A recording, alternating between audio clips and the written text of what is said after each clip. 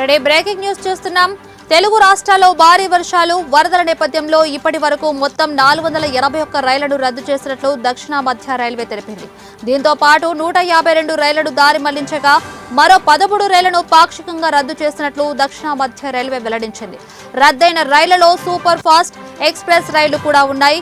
పలు ప్యాసింజర్ రైళ్లను కూడా రద్దు చేశారు. ఇవాళ ఆదిలాబాద్ నుంచి తిరుపతికి బయలుదేరనున్న కృష్ణా ఎక్స్ప్రెస్ రైలు నంబర్ 17206ను రద్దు చేస్తున్నట్లు రైల్వే శాఖ అధికారులు తెలిపారు.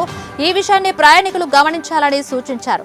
భారీ వర్షాల నేపథ్యంలో ఇవాళ కూడా పలు రైళ్లను రద్దు చేయనున్నట్లు దక్షిణ మధ్య రైల్వే తెలిపింది. భారీ వర్షాలు వరదల కారణంగా విజయవాడ డివిజన్లో పలు రైళ్లు రద్దు చేసింది. విజయవాడ డివిజన్లో అన్ని రైల్వే స్టేషన్లో ప్రయాణికులు తీవ్ర ఇబ్బందులు పడ్డారు. టికెట్ల రద్దు కోసం స్టేషన్లో ప్రత్యేక కౌంటర్లను అధికారులు ఏర్పాటు చేశారు. ఇక సికింద్రాబాద్ మార్గంలో ట్రాక్ కొట్టుకుపోవడంతో మార్గ మధ్యలో పలు రైళ్లు నిలిచిపోయాయి. దీంతో ట్రాక్ దెబ్బతిన్న ప్రాంతంలో యుద్ధ ప్రాతిపదికన పునరుద్ధరణ పనులు చేపట్టారు. రైళ్లు నిలిపివేసిన ప్రాంతాల్లో ప్రయాణికులకు స్నాక్స్, ఆహారం, మంచినీళ్లు అందజేస్తున్నామని తెలిపారు. ట్రాక్లపై వరద వెళ్లిపోగానే పునరుద్ధరణ పనులు చేపడతామని అధికారులు స్పష్టం చేశారు. కొన్ని ప్రాంతాల్లో ట్రాక్లు కోతకు గురవడంతో పాటు పట్టాలపై వరద నీరు ప్రవహించడంతో పునరుద్ధరణ పనులు కొనసాగించలేకపోతున్నట్లు రైల్వే శాఖ వెల్లడించింది.